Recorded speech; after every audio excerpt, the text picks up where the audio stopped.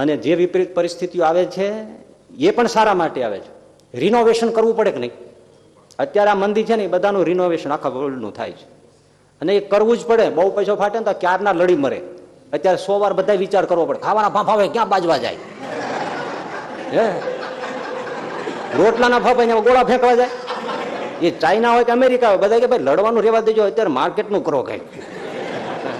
અત્યારે છોકરા રખડી પડ્યા સડીઓ વગેરે ઈ કરો પેલા. વાત સાચી ને? બહુ પૈસો ઉભરાય તો ખંજવાળવું પડે.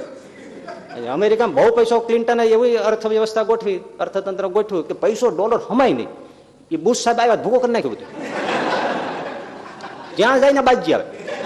અને એનું બાજવાનું નાનું સૂનું ન હોય, અબજો ડોલરમાં ફૂંકવા, આને મારી નાખો, આને ફૂંકી નાખો, આને નાખો, બધું ઈ જ ભાંગી ગયું. અને બહુ પૈસો આવે પછી એમ થાય ઠાકોરજી વિચારે કે થોડુંક બેસાડો, કારણ કે એને તો આખો ચરખો ચલાવે છે ને. અષ્ટકમલ કા ચરખા બનાયા, એટલે એને તો ચલાવવું છે. એટલે આ બધા હમણાં